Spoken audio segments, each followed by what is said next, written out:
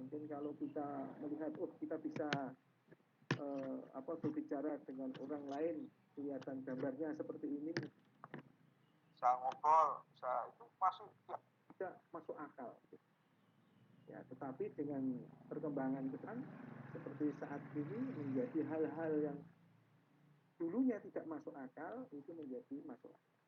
Nah, termasuk di dalam penelitian ini mungkin ada beberapa hal yang saat ini itu belum terjangkau oleh akal. Ya, mungkin ke depan itu bisa menjadi rasional kalau bisa membuat kita semua bisa menunjukkan hal-hal itu menjadi masuk akal sehingga bisa menjadi hal yang rasional. Itu menjadi ilmiah sehingga bisa diwujudkan. Ya, sehingga bisa terlihat terjangkau oleh itu yang pertama dikatakan ilmiah. Dikatakan ilmiah yang kedua itu empiris.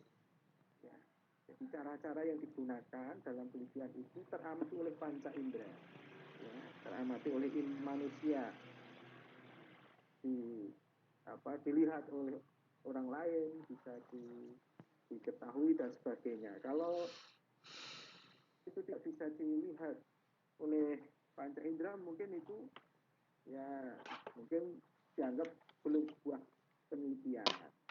Memang kadang di dunia ini masih banyak hal-hal yang tersembunyi yang belum bisa kelihatan. Mungkin sampai sekarang aja kalau kita berbicara tentang ilmu-ilmu fisik atau fisika dan sebagainya itu sebenarnya masih banyak yang tersembunyi.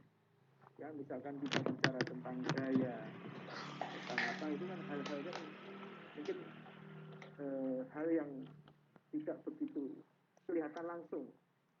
Ya, disimbolkan F sama dengan M kali A itu kan simbolisasi. Sebetulnya wujud gaya sendiri seperti apa kan kadang diamati oleh panca indera. Perlu alat, perlu hal lain yang perlu kita gunakan sehingga itu menjadi teramati, sehingga itu menjadi hal-hal yang menjadi ilmiah. Nah ini penting bagi kita bagaimana kita menampilkan hal-hal yang sebetulnya masih susah diamati oleh panca indera menjadi teramati. Banyak hal sebetulnya itu sebetulnya tidak kelihatan langsung, tetapi dengan alat-alat tertentu itu menjadi kelihatan. Jadi ini harus bagaimana hal-hal yang tidak kelihatan itu menjadi kelihatan oleh saya. Nah ini empiris. Jadi cara ilmiah yang kedua empiris. Yang ketiga itu harus sistematis. Jadi langkah-langkah yang digunakan dalam penelitian itu harus logis, ya, harus masuk akal, nalar, logis. Mungkin kalau kita melihat kalau di Indonesia itu ya misalkan ada dukun, ada apa itu kan masih tidak kelihatan, tidak masuk nalar gitu ya.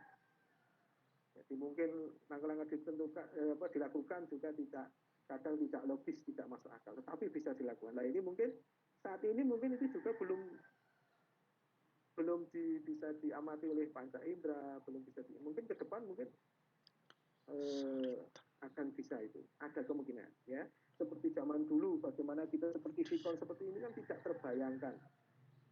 Mungkin 10 tahun yang lalu, 50 tahun yang lalu belum terbayangkan. Tapi sekarang dengan kemajuan teknologi ini kita bisa melakukan hal-hal yang dulunya tidak mungkin menjadi sangat sulit. Nah, intinya tiga ini, jadi dalam penelitian itu dilakukan dengan cara ilmiah, jadi harus rasional, empiris, dan sistematis. Jadi yang ini yang harus kita lakukan kalau kita ingin melakukan penelitian ya bagaimana itu terlihat, bisa masuk akal, terjangkau, orang lain bisa mengamati ya, dengan panca inderanya atau mungkin dengan alat ya, dan dilakukan dengan sistematis. Nah, tujuan di dalam penelitian paling enggak ada tiga, secara umum ini ada tiga.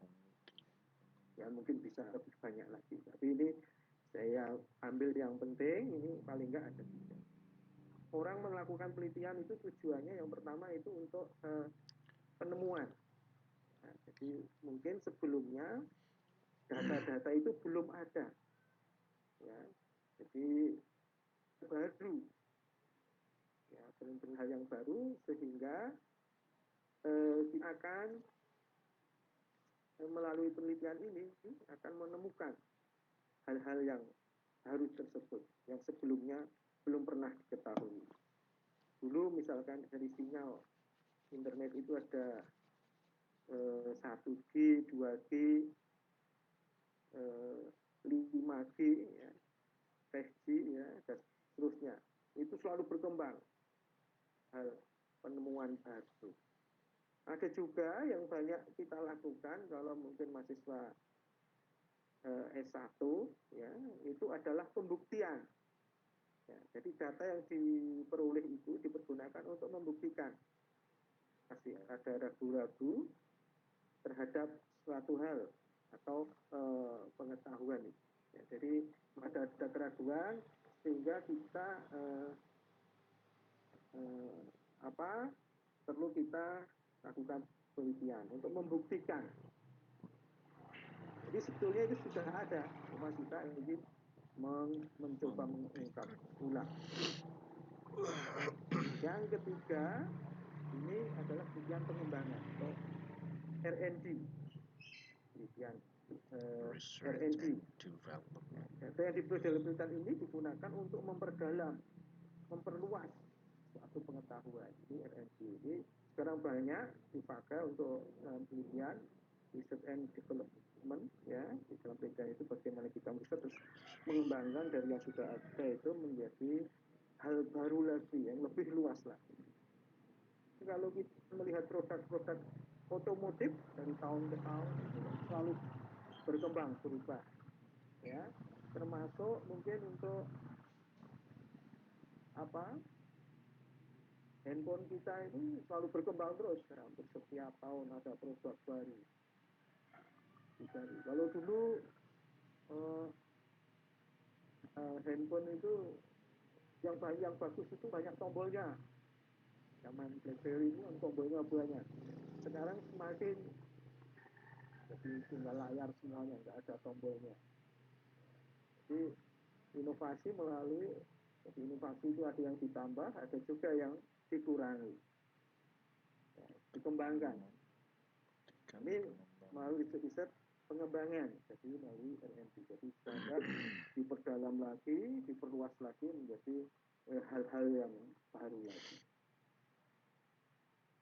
Paling enggak juga di dalam tujuan penelitian. Nah, di dalam penelitian itu paling enggak di sana ada namanya penelitian, ya, variabel penelitian. Jadi di ini, ya, variabel itu merupakan gejala yang menjadi fokus peneliti untuk diamati. Ya, jadi yang menjadi fokus untuk diamati. Jadi tentunya di dalam penelitian ini ada berbagai variabel. Itu sebagai atribut dari suatu kelompok orang atau objek yang mempunyai variasi, maka dinamakan dengan variabel. Jadi sesuatu yang mempunyai variasi itu dinamakan dengan variabel. Antara satu orang dengan orang lain atau satu kelompok dengan kelompok yang lain. Atau variabel ini dapat digambarkan juga sebagai konstran atau sifat yang akan dipelajari. Jadi kalau kita akan melakukan penelitian, tentunya di situ ada variabel-variabel di dalam penelitian. Contohnya, ya, tinggi badan, ya, tinggi seseorang itu juga yang melekat di orang itu berbeda-beda, ya, lain orang, lain tingginya, ya, badannya juga akan bervariasi, sikapnya, ya, bervariasi. Jadi ini yang melekat di atribut yang melekat di seseorang. Motivasinya juga akan bervariasi, kemungkinannya bervariasi, disiplin kerjanya juga bervariasi. Nah, ini beberapa yang bisa kita teliti, ya, berdasarkan variabel itu. Nah, ini tentunya dalam suatu penelitian kita harus melihat seperti apa Mungkin kalau di Indonesia dinamakan penelitian, kalau di Malaysia tadi apa Prof namanya tadi? Penyelidikan. Penyelidikan. Penelitian, kalau di Malaysia penyelidikan. Jadi sama ya, penelitian dan penyidikan. Nah, di dalam penelitian itu ada macam-macamnya, variabel penelitian itu. Ya, ada macam-macamnya. Adalah variabel dependent. Nah, ini yang banyak.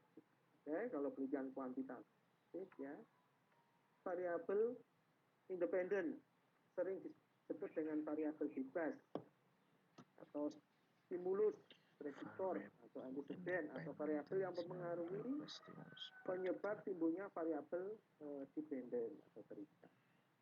Nah, jadi ini yang mempengaruhi. Contoh sederhana, misalkan panas terhadap muai panjang.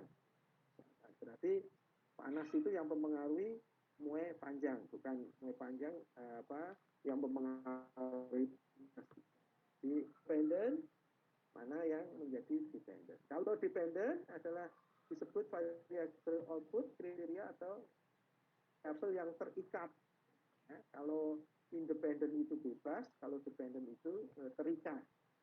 Ya, tidak bebas. Itu variabel. Ada lagi di sini yang paling banyak memang dua ini yang dilakukan dalam penelitian, independent dan dependent. Tapi ada juga namanya variabel moderator, tapi biasanya jarang. Moderator dan intervening itu jarang kita ikutkan dalam penelitian, tetapi itu ada. Apa itu variabel moderator? Yaitu variabel yang memperkuat atau memperlemah hubungan antara variabel independen dan dependen. Ya, ini moderator. Sebagai contoh sederhana, ini hubungan misalkan perilaku suami dan perilaku istri misalkan, contoh sederhana. Ya. Nah, variabel moderatornya siapa? Kalau suami itu independen, terus misalkan yang istri itu dependen, maka variabel moderatornya adalah anak, misalkan. Atau anak. Di anak itu yang akan mempengaruhi, baik itu memperkuat atau memperlemah hubungan antara independen dan dependen. Akan mempengaruhi misalkan perilaku suami dan istri misalkan. Jadi variabel moderatornya ada di anak. Ada lagi variabel intervening. Ya, itu variabel yang secara teoritis mempengaruhi hubungan antara variabel independen dan dependen, tetapi tidak bisa diukur secara langsung. Ya, tidak bisa diamati, ya, diukur atau diamati. Misalkan di sini ada variabel independennya itu misalkan penghasilan. Independen itu misalkan penghasilan. Yang dependennya itu misalkan gaya hidup. Jadi orang yang berpenghasilan tinggi itu akan mempengaruhi gaya hidupnya. Jadi orang yang uangnya banyak dengan orang yang uangnya sedikit misalkan itu gaya hidupnya akan berbeda. Ya, itu akan mempengaruhi gaya hidup. Jadi terus gaya hidup itu akan mempengaruhi harapan hidup. Jadi ada penghasilan mempengaruhi gaya hidup, mempengaruhi harapan hidup. Nah, penghasilan kalau dengan misalkan dengan gaya hidup tadi, gaya hidup itu sebagai interveningnya, harapan hidup itu sebagai dependennya. Ya.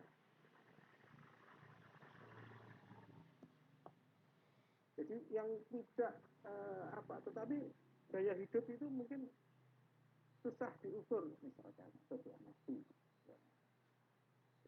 Nah biasanya kita tidak masukkan di dalam bisa juga kita masukkan, tetapi mungkin karena susah diukur dan diamati sehingga kadang bisa kita tidak ikut diteliti walaupun sebetulnya itu mempengaruhi. Ada lagi variabel kontrol. Jadi di variabel kontrol ini adalah variabel yang dikendalikan atau yang dibuat konstan. Ini variabel kontrol. Yang dikendalikan biasanya ini kalau kita di dalam penelitian eksperimen, misalkan membandingkan keterampilan ya lulusan atau keterampilan di dalam misalkan suatu hal gitu ya, atau bagaimana lulusan pendidikan, kalau di sini ada SMA, ada SMK, yang SMK itu yang profesional, yang SMA itu yang umum, ya misalkan terhadap misalnya kemampuan atau misalnya keterampilan dalam pemasaran misalkan yang sederhana.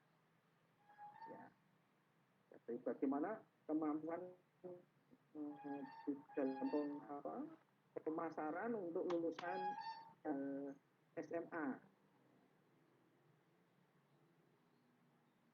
Nah,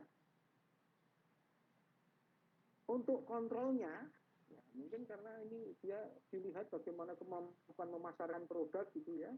Nah ini produknya sama, berarti produknya dikontrol. Jadi bentuk produknya, harga produknya, lokasi pemasarannya, caranya yang digunakan, alat-alatnya, itu sama semuanya.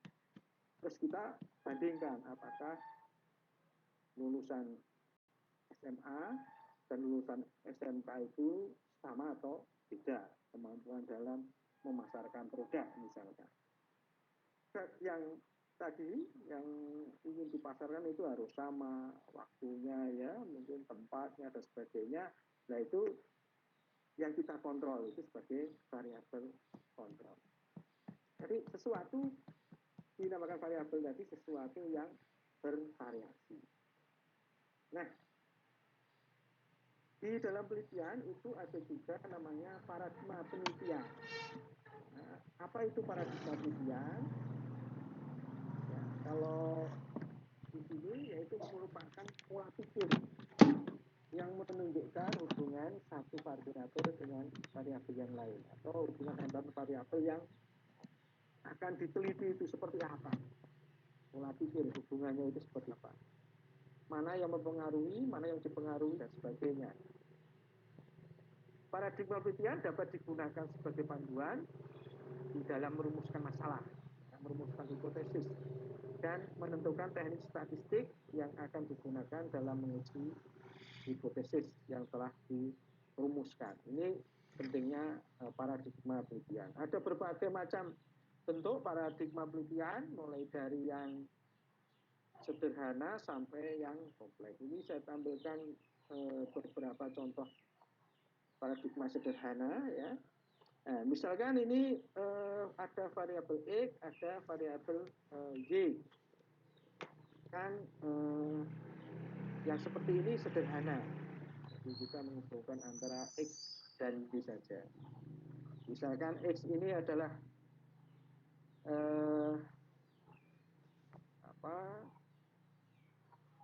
kepemimpinan, ya. Y-nya itu kinerja. Misalkan kepemimpinan itu akan mempengaruhi kinerjanya. Kepemimpinan seseorang akan mempengaruhi kinerjanya. Nah ini bisa kita lihat. Ya, kalau seperti ini, hanya X dan Y itu, ini paradigmanya masih sederhana. Ada yang paradigmanya berurutan. Ada X1 mempengaruhi X2, X2 mempengaruhi X3, X3 baru mempengaruhi Y-nya. Ada 4 variabel, kalau di sini ada 2. Nah, kalau seperti ini ada yang dinamakan dengan paradigma sederhana, ya, 4 variabel.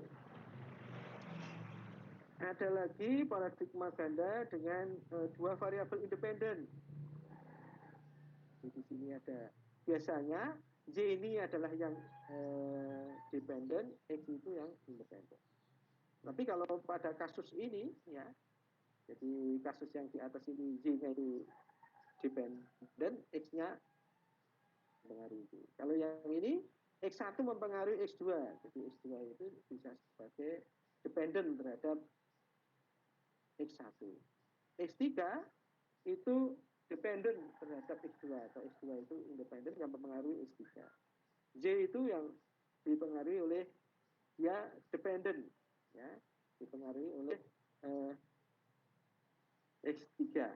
Kalau ini X1 dan X2, ya ini ganda bareng-bareng. Ini variabel independennya ada 2 mempengaruhi 1 variabel dependent.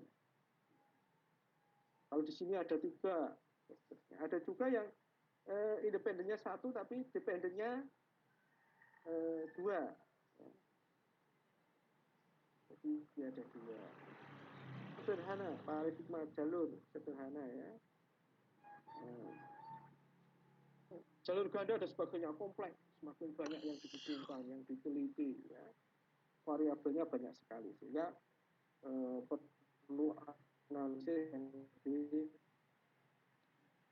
kompleks, biasanya pakai PET. Nah, ini paradigma dalam penelitian kita mengetahui hubungan-hubungan variabel yang kita teliti, yang kita teliti. Nah, ini saya contohkan untuk proses penelitian kuantitatif, karena ini yang banyak dilakukan oleh mahasiswa S1 biasanya adalah penelitian kuantitatif. Ini saya ambil dari modifikasi dari Fishman. Sebetulnya di mana? Biasanya ada di pendahuluan biasanya. Pendahuluan itu kita sumber masalahnya dari apa? Apakah dari empiris atau teoritis? Dari pengamatan yang kita amati, lapangan dan sebagainya, kita menemukan masalah. Ya, baik itu secara langsung maupun secara teori. Ya. Terus setelah masalah-masalah itu kita coba buat rumusan masalahnya. Kita buat rumusan masalahnya. Nah, rumusan masalahnya itu dengan membaca dan pikir itu kita untuk konsep atau teori yang relevan. Mana teori-teori atau konsep-konsep yang relevan yang akan kita pakai untuk menyelesaikan masalah itu, ya. Atau juga dengan membaca hasil penelitian, ya, jadi hasil-hasil penelitian yang relevan. Biasanya di rumusan masalah itu ada di bab 1 kalau di Indonesia. Saya kurang tahu kalau di Malaysia. Kalau yang konsep teori penemuannya relevan ini ada biasanya di bab 2. Bagaimana kita membaca hasil-hasil penelitian yang relevan. Kalau dari penelitian relevan, kita misalnya ini prosesnya induksi. Kalau dari teori ke pengajuan hipotesis itu prosesnya deduksi. Nah, setelah itu kita ajukan hipotesisnya, ya, kita ajukan hipotesisnya, coba, ya. Jadi mungkin ada yang jadi di sini pengajuan, nah, ya, yang menyatakan di praduga terhadap hubungan antar variabel itu.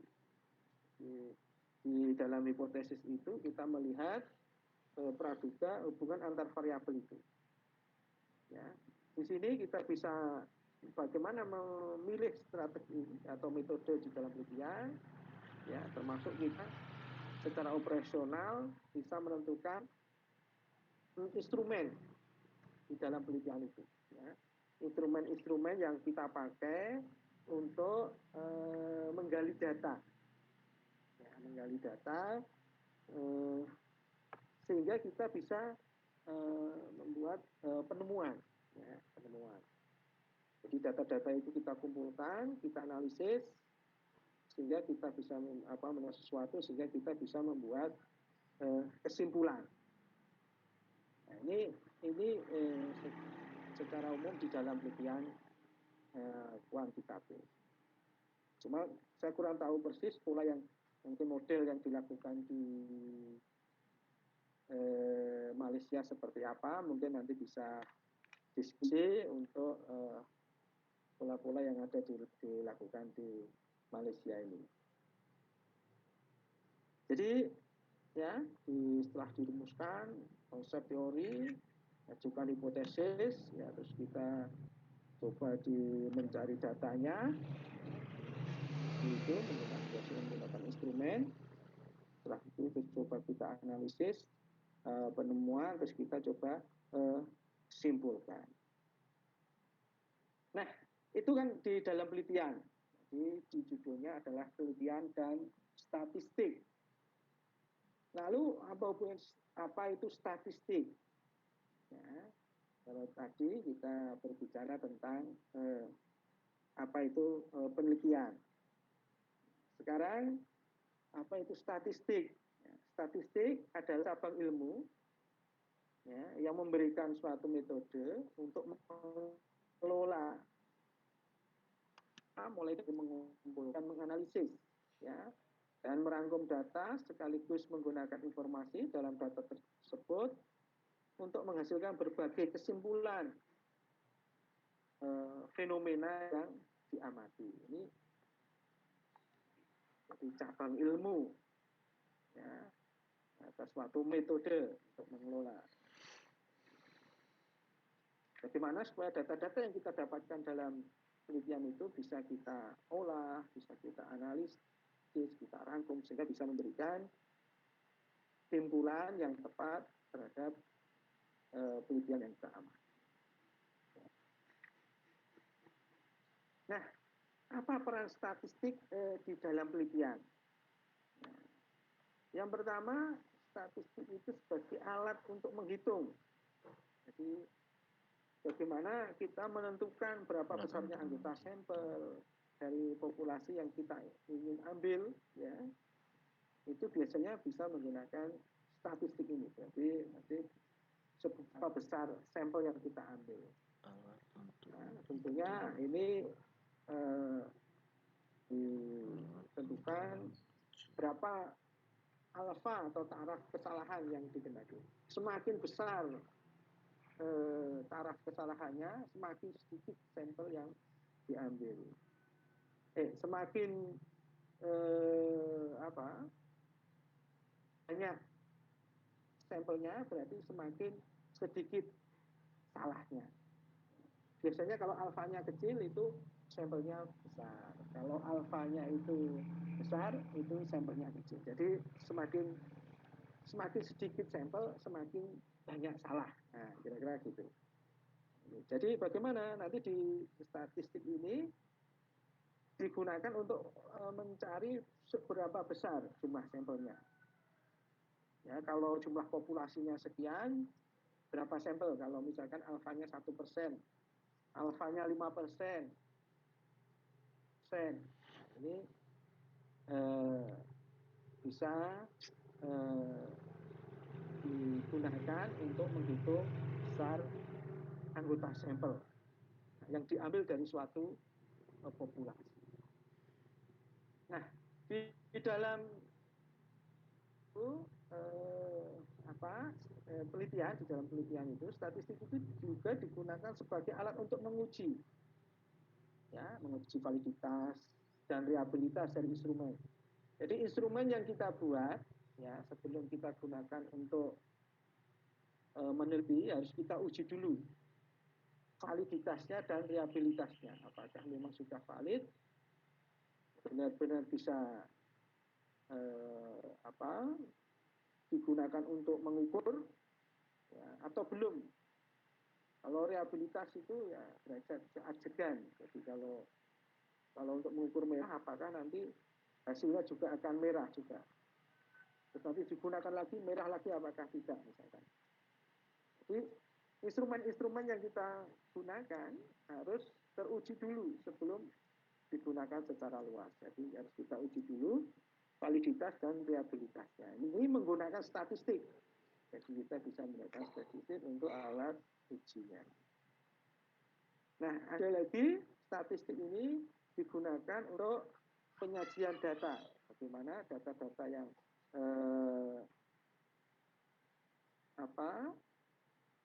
yang sudah kita dapatkan agar lebih komunikatif lagi, ya. Bagaimana bentuk penyajiannya, bentuk tampilannya, ya, agar lebih menarik lagi, lebih komunikatif lagi. Nah, ini menggunakan teknik-teknik statistik juga. Bagaimana kita menghitung mulai dari yang sederhana jumlah, menghitung rata-rata, menghitung standar deviasi, menghitung varian, membuat dalam bentuk tabel, bentuk chart, ya, membandingkan satu hal dengan yang lain, ya, digambarkan dan sebagainya, sehingga itu memudahkan peneliti untuk menyajikan atau nanti menyimpulkan di hasil dari penelitian. Statistik juga digunakan sebagai alat untuk analisis. Ya. Bagaimana kita menggunakan statistik ini, misalkan untuk hipotesis yang kita ajukan. Jadi ini perlu statistik. Ya. Jadi misalkan di sini ada bentuknya korelasi, regresi, ya, komparasi, ya, ANOVA dan sebagainya. Jadi teknik-teknik analisis ini menggunakan perlu statistik. Ini peranan di statistik. Nah, ini kalau kita lihat di proses suatu penelitian, di mana letak statistik itu diperlukan. Mungkin dari masalah ini mungkin belum perlu statistik, walaupun mungkin data-datanya mungkin dari data-data hasil statistik juga bisa, cuma mungkin saat kita lakukan penelitian, statistik di sini belum kita lakukan. Berteori juga belum kita temukan, baru bagaimana menentukan sampel, nah, ini perlu. Nah, setelah sampelnya itu nanti ditentukan, ya, terus kita mengumpulkan data. Saat mengumpulkan data itu perlu instrumen. Nah, instrumen yang bagus itu harus valid dan reliable. Maka untuk uji validitas dan reliabilitas dari instrumen yang kita gunakan. Sehingga di sini perlu statistik. Penyajian data tadi perlu statistik. Menganalisa data juga perlu statistik. Nah, mungkin di pembahasan ini sudah menampilkan atau membahas dari hasil-hasil data yang sudah kita analisis itu yang digunakan statistik. Mari kita mulai. Nah, di sini bisa kita lihat posisi atau letak dari statistik itu di mana saja kita pakai. Ya, mulai dari penentuan sampel, mengumpulkan data, ya, penyajian data, sampai menganalisa data. Ini perlu statistik. Nah, selanjutnya ini macam-macam statistik. Jadi di dalam statistik itu ada yang dinamakan dengan statistik deskriptif. Statistik deskriptif. Jadi kalau deskriptif ini statistik yang digunakan hanya untuk menggambarkan dan menganalisis suatu hasil penelitian, tetapi tidak digunakan untuk membuat kesimpulan yang lebih luas, karena hanya mendeskripsikan saja. Jadi hanya digunakan untuk mendeskripsikan saja. Biasanya kalau deskriptif ini biasanya bentuknya ya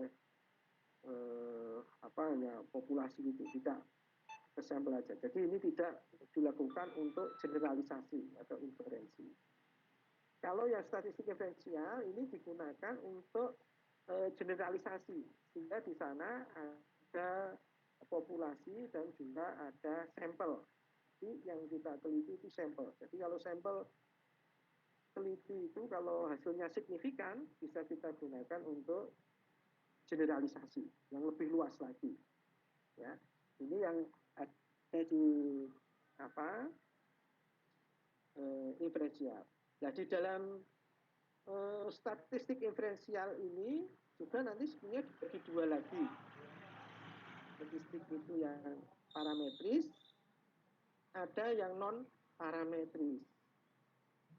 Ya, parametris itu ada syarat-syaratnya, biasanya datanya harus berdistribusi normal, ya mengikuti kaidah-kaidah sesuai dengan parameter itu harus ada pengujiannya. Tetapi kalau yang non parametris tidak memerlukan. Jadi ini pembagiannya ya, yang inferensi itu dibagi dua, parametris. Biasanya kalau yang parametris itu nanti bentuk data-datanya bisa interval rasio. Kalau data-datanya nominal, ordinal biasanya masuk yang non parametris. Ya. Walaupun data yang macam-macam data tadi itu khususnya untuk yang ordinal itu sebetulnya yang dari interval rasio itu bisa jadi data-data yang ada di ordinal. Coba nanti akan lebih dijelaskan lagi detail tentang. Jadi ini ya, jadi di umum macam statistik ada dua, deskriptif dan inferensial. Deskriptif hanya menggambarkan saja, tidak ingin membuat generalisasi. Kalau inferensial digunakan untuk generalisasi. Jadi ingin menggambarkan bagaimana itu populasi, tetapi yang diambil hanya dari sampel yang diteliti. Ya. Nah, setelah statistik ada namanya, di dalam penelitian itu kita tidak terlepas dari yang namanya data. Ya. Data, kalau menurut Kamus Bahasa Indonesia ini adalah keterangan yang benar dan nyata, itu data. Jadi kalau tidak benar, tidak nyata itu bukan kita masukkan data. Atau bentuk jamak dari datum, di mana datum ini adalah keterangan atau informasi yang diperoleh dari satu pengamatan. Nah, kalau hanya satu pengamatan, data dari satu orang itu baru dinamakan datum. Kalau sudah beberapa orang, baru menjadi data.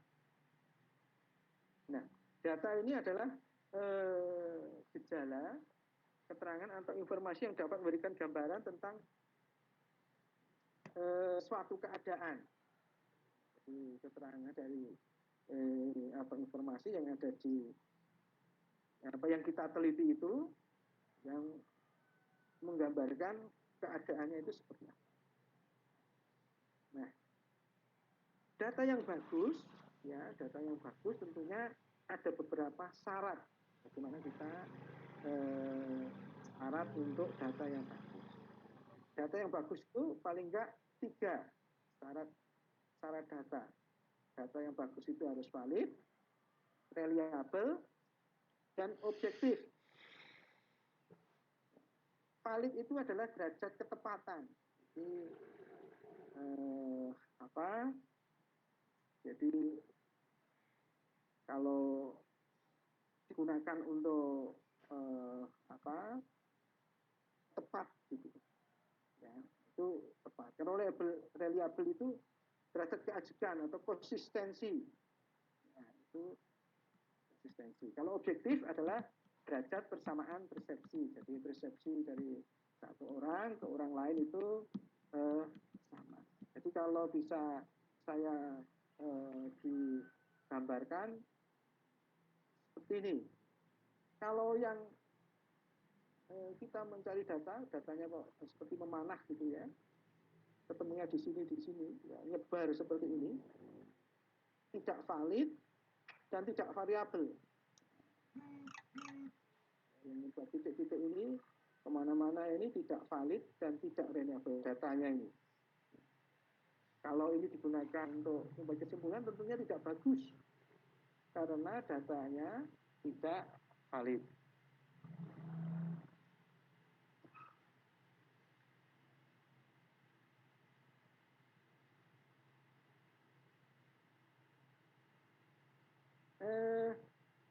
untuk yang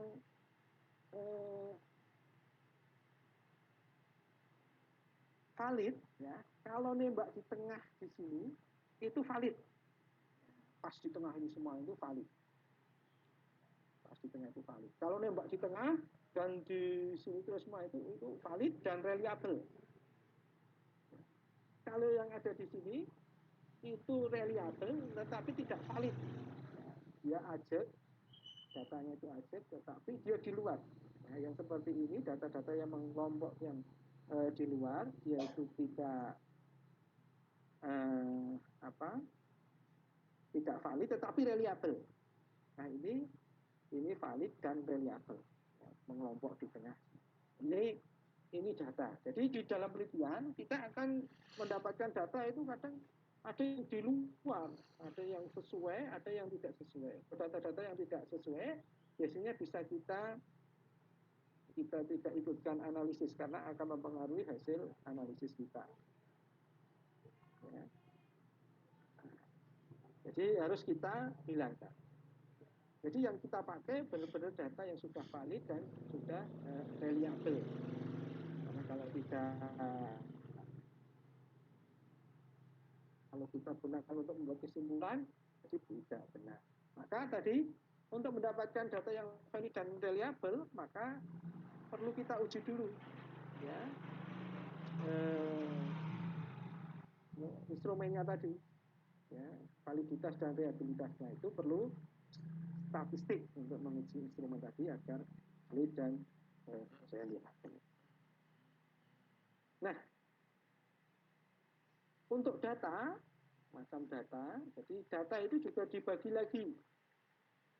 Ya, ada data primer, ada data sekunder. Jadi ini dilihat dari caranya. Jadi cara memperolehnya, data itu dibagi menjadi dua, yaitu data primer dan data sekunder. Data primer itu apa? Yaitu data yang diperoleh langsung oleh peneliti. Jadi kalau peneliti itu memperoleh datanya itu, dia sendiri yang mengolek datanya menggunakan instrumennya sendiri, itu berarti data primer. Kalau data sekunder itu data yang sebenarnya sudah ada, tinggal diambil, dikutip sumber lain. Jadi data-data itu sudah ada, tinggal kita ambil, itu data sekunder, data yang tidak langsung diperoleh dari hasil penelitian yang dilakukan oleh peneliti. Nah, itu mungkin dilakukan oleh orang lain, datanya itu sudah ada, tinggal kita ambil, itu namanya data sekunder. Kalau menurut macamnya dibagi dua juga data ini. Ada data-data kualitatif, ya, biasanya data-data ini berbentuk kalimat, kata, maupun gambar. Ini data-data kualitatif. Nah, ada lagi yaitu data kuantitatif. Nah, ini yang banyak dilakukan penelitian untuk mahasiswa S1 itu datanya hanya data kuantitatif, ya, data-data yang berbentuk angka, ya, yang bisa kita angkakan atau data-data kualitatif yang bisa kita angkakan atau scoring, ini biasanya kita masukkan ke data kuantitatif. Jadi ada dilihat dari cara memperolehnya dan macamnya, pembagian data. Nah, kalau kita pilah lagi, ya, macam data tadi,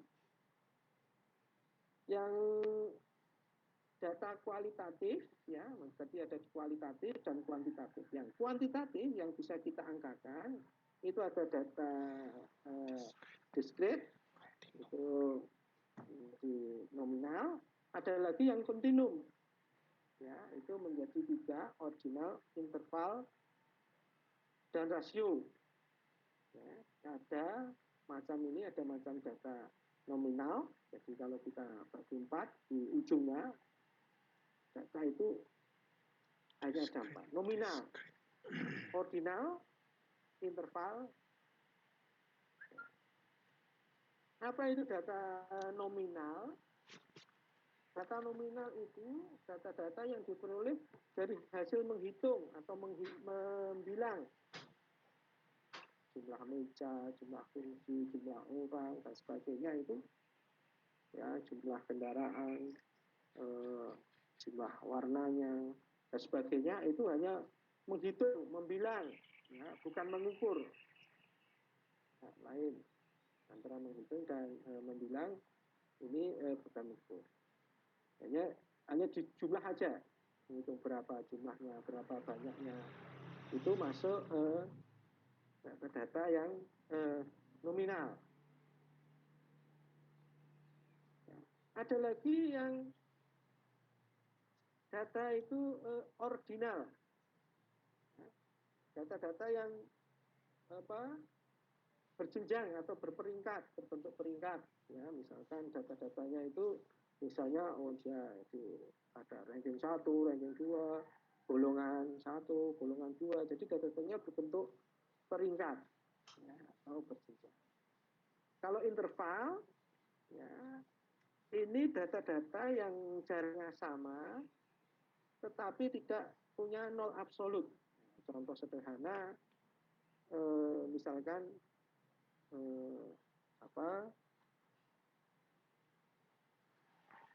pengukur suhu itu ada titik di bawah nol, ya. Angka minus itu masih berlaku. Nolnya itu bukan absolut, tidak mutlak. Di nolnya itu masih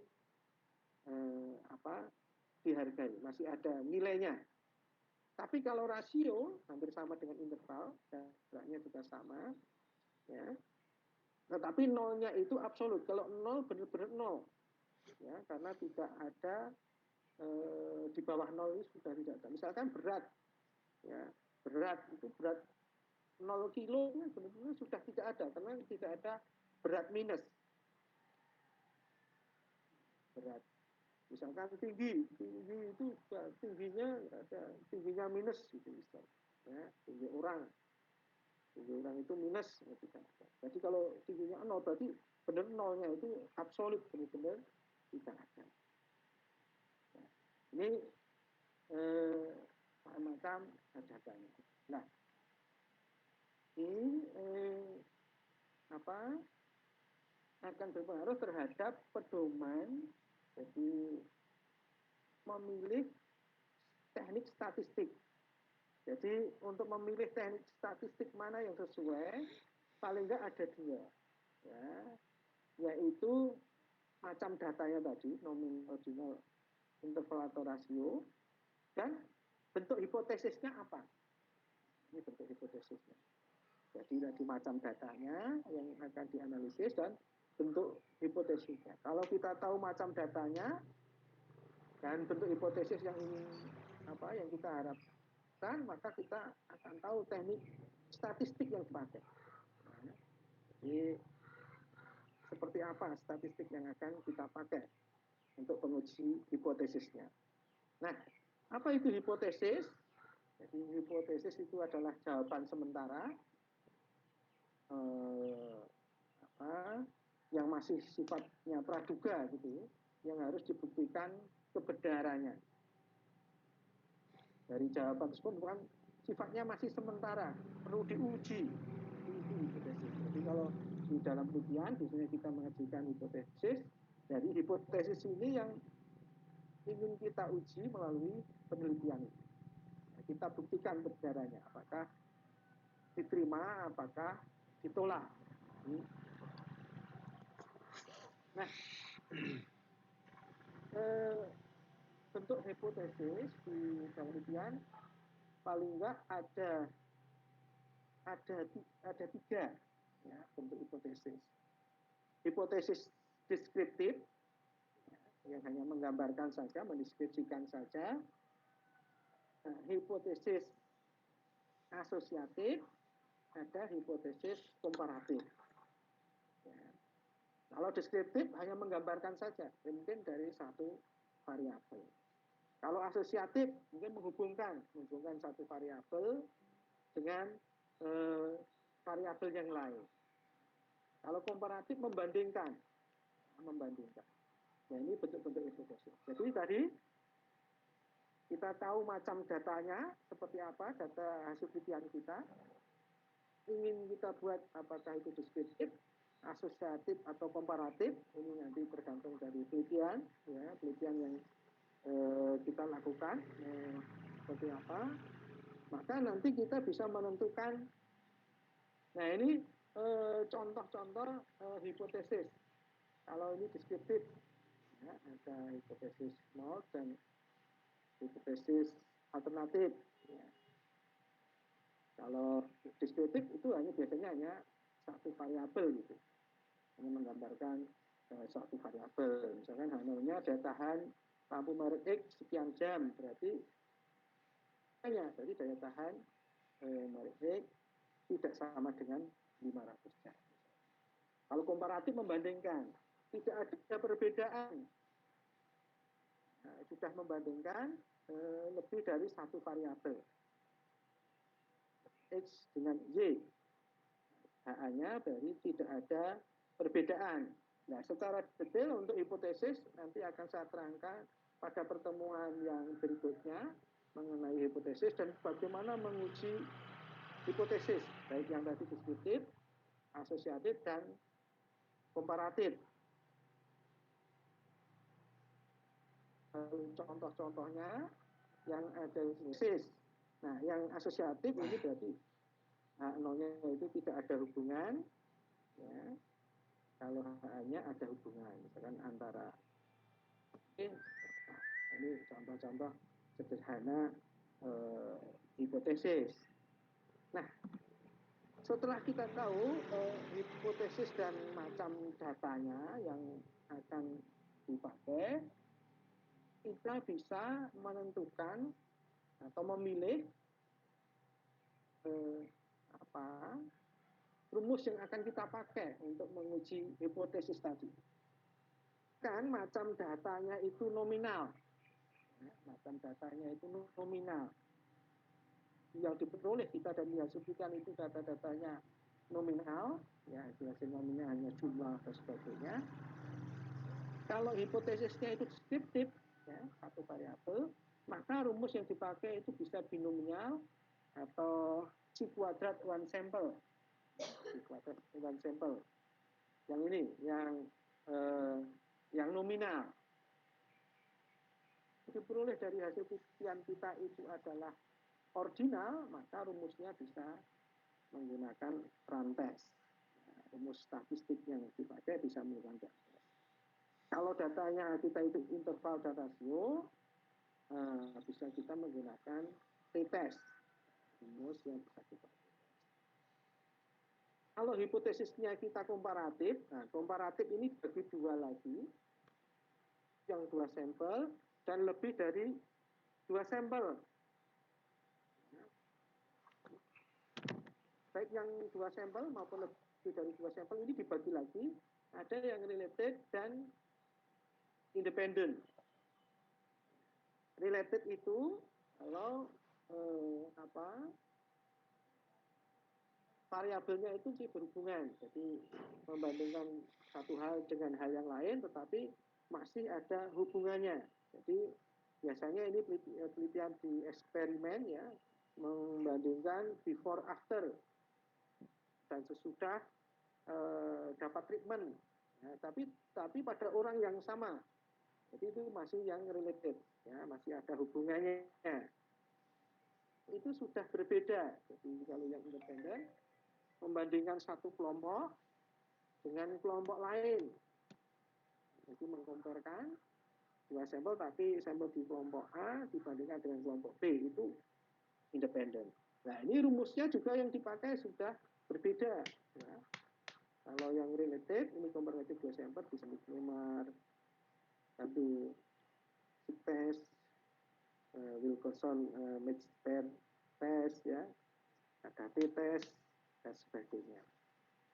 Nah, ini untuk yang dua sampel. Yang independen juga rumusnya berbeda-beda. Nah, ini nanti tergantung dari bagaimana kita lakukan itu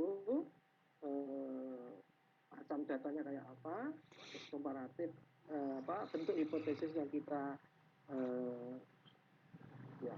Nah, untuk data-data yang macam data nominal ordinal biasanya yang di atas ini termasuk dalam statistik non parametris yang nominal sama ordinal.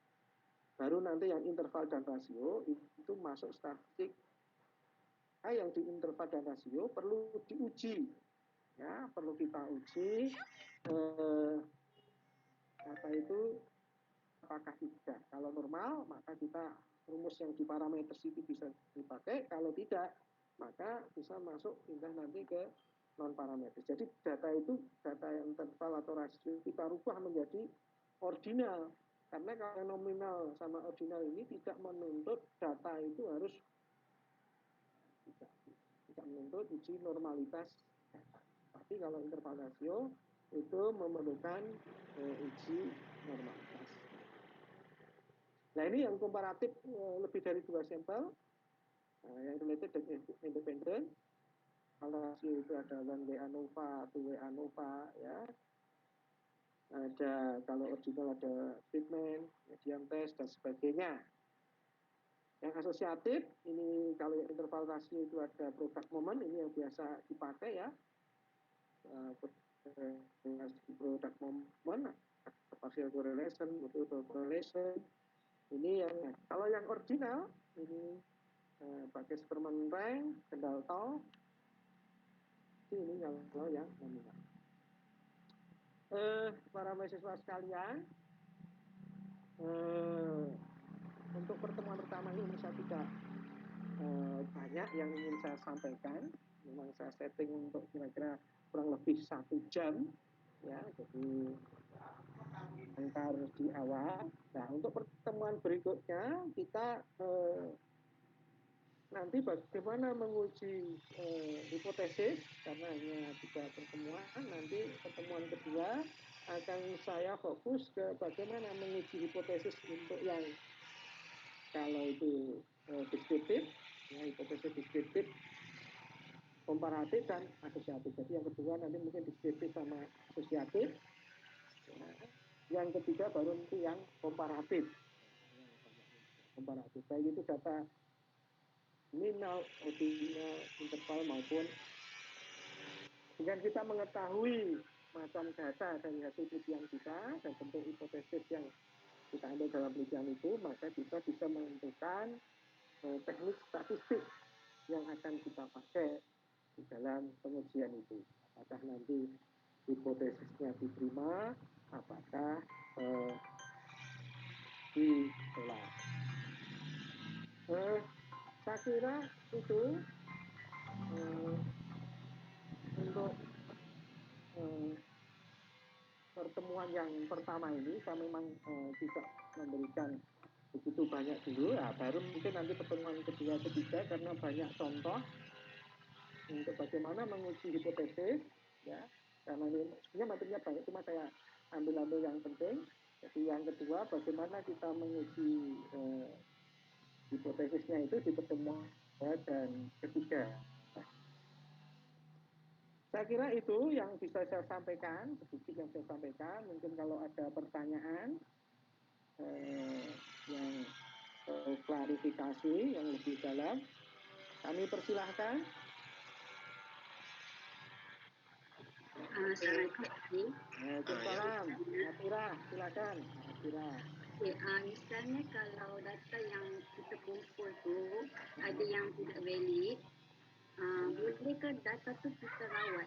Sebab kalau data tu kita buang, mungkin akan menyebabkan data-data sampel tu tak mencukupi. Oke, benar.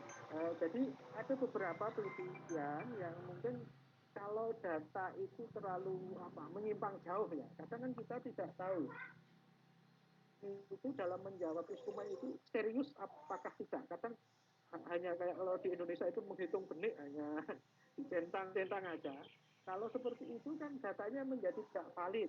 Maka ini memang harus kita buang, karena kalau ini diikutkan maka akan berpengaruh mempengaruhi penelitian itu menjadi bias, kurang valid. Nah, bagaimana caranya agar tadi tidak mengurangi sampel yang ingin kita uji, maka ada teknik sampling. Dalam teknik sampling itu, dalam pengambilan sampel, misalkan batas minimal untuk data itu bisa normal biasanya untuk di dalam penelitian kalau kita ingin menguji menggunakan interval radius ya data-data interval itu minimal biasanya 30 baru bisa normal. Kalau di bawah 30 biasanya tidak bisa normal. Maka di dalam penelitian harus kita ambil 30. Tetapi perlu kita lihat juga di dalam teknik sampling itu ada bagaimana kita teknik mengambil jumlah sampel. Berapa jumlah sampel yang harus kita ambil di dalam penelitian itu tadi. Jadi semakin alfanya tadi derajat signifikansinya, misalkan alfanya yang mau diambil derajat kesalahannya itu berapa? Apakah 1%, 5%, apakah 10%? Biasanya dalam penelitian sosial itu alfa yang dipakai biasanya 5 sama 10%. Penelitian pendidikan, penelitian sosial itu 5 dan 10%. Kalau 10% berarti 10%, jadi taraf kebenarannya 90%. Jadi supaya tidak mengurangi tadi, sampelnya tidak banyak kebuang, maka sampelnya perlu kita tambah. Kita tambah, ditambah 10%. Kalau ada hal-hal yang itu terlalu di luar, ya itu bisa kita buat. Maka hasil-hasil data itu kan perlu kita uji ya, validitas dan reliabilitasnya. Kita masukkan, kalau tidak valid mungkin bisa kan kita nggak tahu responden itu menjawabnya. Kalau dia menjawabnya itu dijawab dengan asal saja, kita kan nggak tahu. Asal kalau kita dimasukkan di dalam analisis kita, itu juga akan bermasalah kalau data itu tidak valid. Maka sampel itu perlu kita tambah paling nggak 5-10% sampelnya, sehingga untuk kalau ada pengurangan data kita bisa itu ya Mbak Atira. Jadi maksudnya solusi dia tu kita cari data yang lebih lah. Kerana yang Ya. data valid tu tak boleh guna, tak boleh dirawat lah kan? Ya, tidak boleh diguna. Okey, terima kasih Pak Ari. Ya, terima kasih Mbak Atira. Mbak Nur Inzati, ada pertanyaan? Lain mahasiswa ada boleh bertanya. Ini ada 74 mahasiswa, banyak juga ternyata. Assalamualaikum Pak Ari, saya nak tanya. Waalaikumsalam, ya silakan. Dekat bahagian variabel penelitian, dekat ada modality dan warning kan? Maaf, aku ulangi, saya ada yang kurang jelas. Variabel penelitian. Ya. Ada dua, ada contoh moderator dan intervenir kan? Oh, yang variabel. Variabel penelitian tu. Bukan ke moderator dan intervenir tu sama? Cumanya intervenir tu hanya tidak boleh diukur. So, apa contoh dia kalau kedua-dua tu? Oke, yang variabel yang moderator ya, moderator sama intervening ya? Ya. Nah, moderator dan intervening. Jadi kalau yang moderator tadi kan jadi variabel yang memperkuat atau memperlemah hubungan, ya kan? Ya, kalau intervening ada variabel yang secara teoritis itu ya ini sebenarnya hampir mirip ya. Jadi yang mempengaruhi hubungan independen dan dependen tetapi tidak dapat diukur. Ya hampir mirip. Jadi sebenarnya moderator dan intervening itu hampir mirip, cuma yang intervening itu susah kita ukur, susah kita amati. Tetapi kalau yang moderator bisa kita amati. Jadi itu bisa memperkuat, memperlemah, tetapi itu bisa kita ukur. Tapi kalau yang intervening itu agak susah kita ukur, kita amati itu agak susah. Maka biasanya yang ini kita kadang kita abaikan, walaupun sebetulnya ini mempengaruhi juga dalam penelitian kita. Itu ya, Mas Amir. Ya saya faham. Terima kasih. Ya, terima kasih. Ada lagi yang ditanyakan? Amalia Razali. Silakan, mungkin pelajar daripada Indonesia juga boleh bertanya. Abu, jadi ada Abu lagi.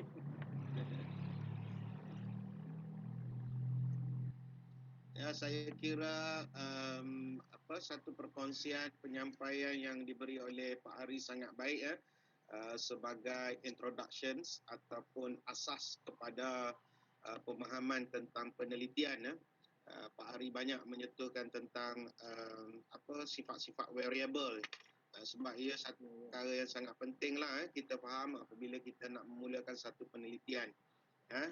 Dan kuliah yang akan datang nanti kita tentukan balik ya, tanggalnya bila Pak Ari. Dan saya maklumkan balik kepada pelajar. Dan dalam sesi kedua dan ketiga, harapnya pelajar dapat terus bersama, sebab dia adalah kesinambungan daripada sesuatu penelitian. Setelah kita memahami variabelnya, bagaimana pula caranya kita membuat analisis terhadap data-data yang disebut oleh Pak Ari tadi. Dan saya kira ini sangat bagus perkongsiannya, ya Pak Ari. Mungkin ada lagi mahasiswa yang ingin bertanya, silakan.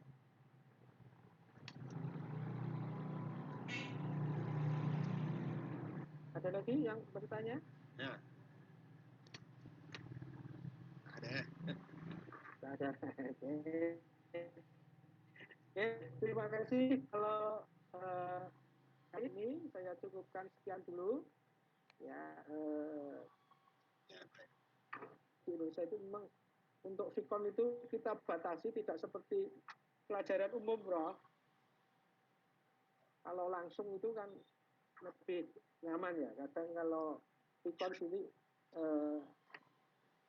2 jam lebih itu kadang kasihan mahasiswa itu pulsanya, kasihan gitu. Kadang kita balesin maka kita sukar untuk tumpu ya Pak. Ya, maka materi kita delivery, kita sampaikan mahasiswa untuk mempelajari, kita sampaikan yang penting-penting untuk kita jelaskan mana-mana hal yang kurang jelas.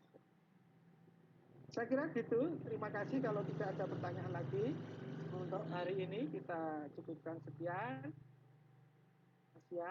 Kita bertemu lagi untuk pertemuan berikutnya. Mungkin nanti kita lebih ke contoh-contoh kasus untuk uji hipotesis deskriptif, komparatif dengan contoh perhitungan sama